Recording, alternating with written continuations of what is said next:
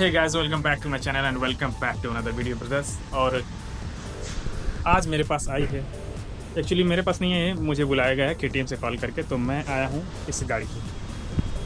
ये जो हमारी और कुछ लोगों की ड्रीम बाइक है भाई।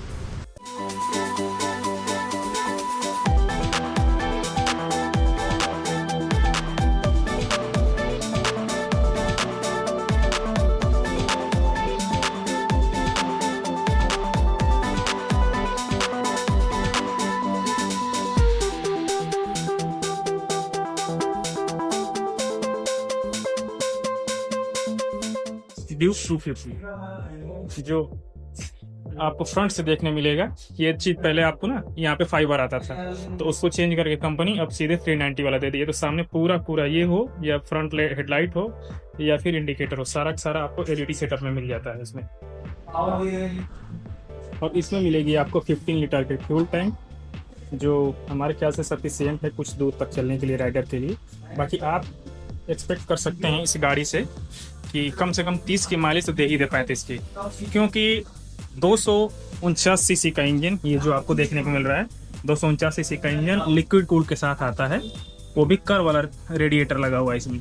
तो इससे आपको फ़ायदा ये हो जाएगा कि इसमें आपको मिलता है 31 bhp, मतलब 30 पॉइंट समथिंग मिलता है लगभग। टोटल जो ऐड करेंगे तो 31 bhp पावर हो जाता है और 25 Nm का टॉर्क हो जाता है, जो अच्छा खासा पावर प्रोड्यूस करके दे देगी भाई। 250 सीसी सेगमेंट में कोई भी ऐसी गाड़ी नहीं है जिसमें में आपको 31 bhp की पावर मिलने वाली है। गजब बेइज्जती है। ये एकमात्र केटीएम ब्रांड ऐसा है जो 250 सीसी बाइक में आपको इतना ज़्यादा पावर देता है और इतना टॉर्क देता है। और इसमें बहुत सारे मोड हैं जिसके बारे में अभी डिस्प्ले ऑन करेंगे यहाँ से की लगा के, तो अभी आपको बताते हैं भाई कहीं की लेने के लिए। फ्रंट में आपको मिलेंगे 43 mm का ये यूएसडी शॉक एब्जॉर्बर है। तो फ्रंट में आपको मिलेगा गाइस 110 70/17 इंच का एमआरएफ का रेडियल टायर, और रियर में आपको मिलेगा 150 सेक्शन का, आई थिंक यस 150 60/17। यही नहीं, अभी और सुनिए। ये भी रेडियल टायर दोनों को मिलेगा। फ्रंट में आपको 320 mm का डिस्क ब्रेक मिलेगा और रियर में 230 mm का मिलेगा। बाकी ब्रेकिंग कमाल की है भाई, हमने जितनी भी गाड़ी चलाई है सच बता रहे हैं भाई, इस क्लास में जो 230 सीसी गाड़ियाँ हैं, इस क्लास में सबसे बेहतरीन सबसे टॉप क्लास की जो ब्रेकिंग होती वो है केटीएम ब्रांड। और ये हो गए डिस्प्ले ऑन। इससे जितने भी सारे मोड वगैरह एक्टिवेट होते हैं, तो अभी वो सामने से भाई जा रहे हैं, तो वो आएंगे तो उनसे एक्सप्लेन कराएंगे इसके बारे में। बाकी चेसी जो आपको मिलती है इसमें सेम 250 और 390 की सेम चेसी मिलेगी आपको। नाइस। टायर हगर के नाम पे यहाँ से कंपनी हटा दी है और ये पीछे कर दी है इधर। कुछ ऐसा सा आपको मिलता है इसका टेल लाइट, जो देखने में ठीक ठाक ही अट्रैक्टिव लग रही है। टी वाला शेप उसका निकल के आ रहा है। बाकी मैं तो कहूँगा, या फिर आप कोई भी बंदा खरीदता है तो सबसे पहले इसको हटाता है, सबसे पहले इसको हटाता है, इसको हटाएगा, फिर यहाँ से टेल टाइडी लगती है, फिर जाके लोग कमाल की आती है गाड़ी। और केटीएम की ड्यूक जो है, ड्यूक की इतने सारे डिमांड है कि जरा हमारे पीछे देखो,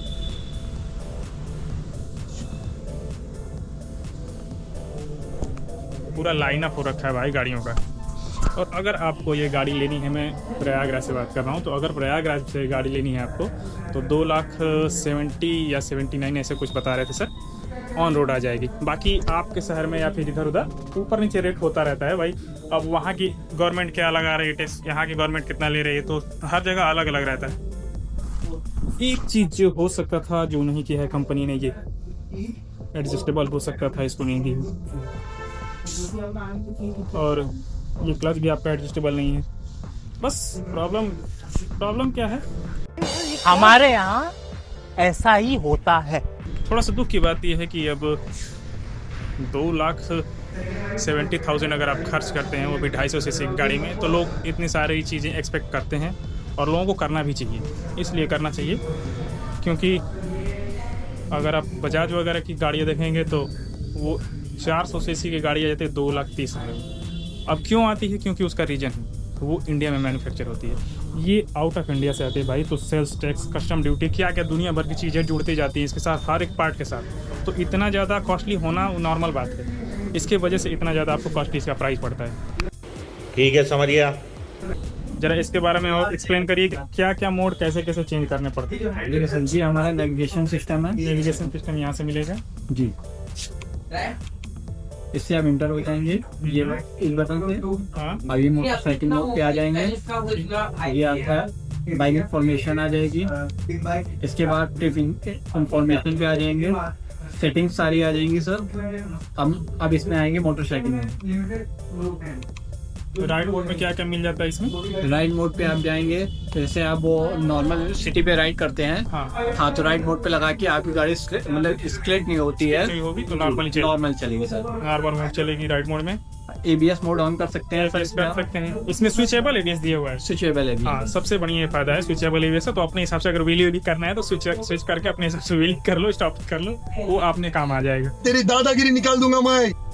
सुपर मोटो मोड भी है सर। बाकी सुपर मोटो मोड ये है कि लॉन्च कंट्रोल वाला तो काम नहीं करेगा, वो 390 में आता है, इसमें नहीं लॉन्च कंट्रोल आता है, लेकिन फिर भी 250 सीसी के हिसाब से बहुत अच्छा काम कर देगी। जी सर। और ये प्लास्टिक नहीं है भाई, जिनको लगता है ना कि ये प्लास्टिक है, नहीं भाई, आवाज सुन लो, मेटल है।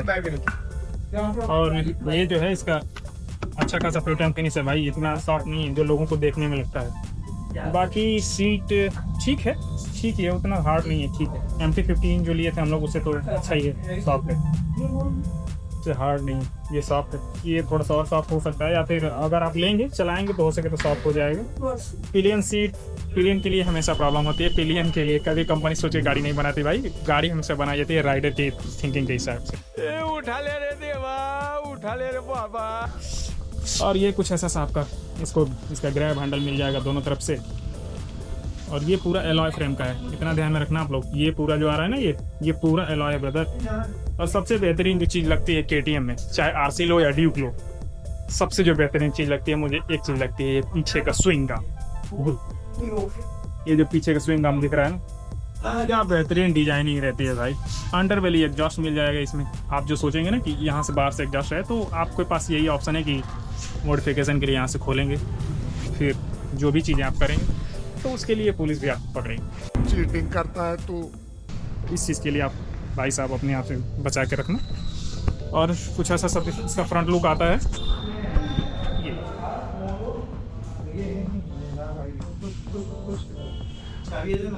बाकी आप सामने देखो जरा दूर से, कोई देख के नहीं बता पाएगा, ना ही कोई गेस करके बता पाएगा भाई कि 250 सीसी की गाड़ी है।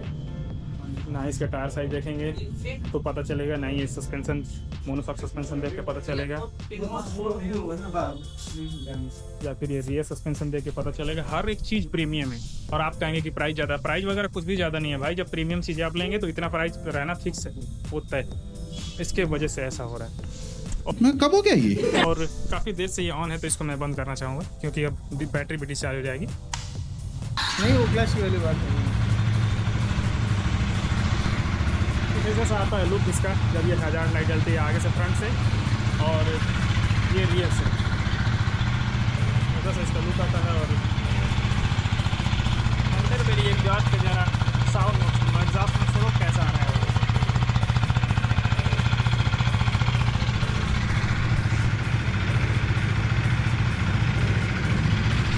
ड्यूक 250 हो गई भाई मेरे, ड्यूक 250 हो गई या 390 हो गई। उसमें हल्का सा वाइब्रेशन मिलेगा। क्यों मिलेगा? रीजन, सबसे बड़ा रीजन ये है कि सिंगल सिलेंडर में, सिंगल सिलेंडर की गाड़ी है वो, और उसमें आपको मिलता है 31 bhp, 39 bhp, 43 bhp, ऐसे मिलता है। 390 में 43 या 46 bhp आता है, इसमें 31 bhp आता है। तो उतने में इतना ज़्यादा रहेगा तो हल्का सा वाइब्रेशन फील होना ही होना है, वो तय है। ये कौन सी मीटिंग है जहाँ मुझे नहीं बुलाते?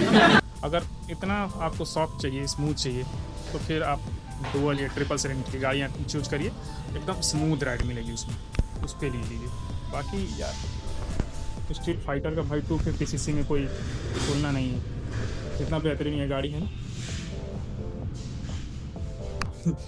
ट्रैम प्लस KTM दोनों मिला के KT शोरूम का नाम रखा गया है सिविल लाइंस में, प्रयागराज में। सबसे बड़ा पहले धन्यवाद करना चाहूँगा इनका ब्रदर का और इन भाई साहब का, जिन्होंने मुझे मौका दिया भाई यहाँ आने के लिए। इन लोगों का एहसान है भाई, बहुत बहुत थैंक्स। फिर मिलेंगे नेक्स्ट वीडियो में।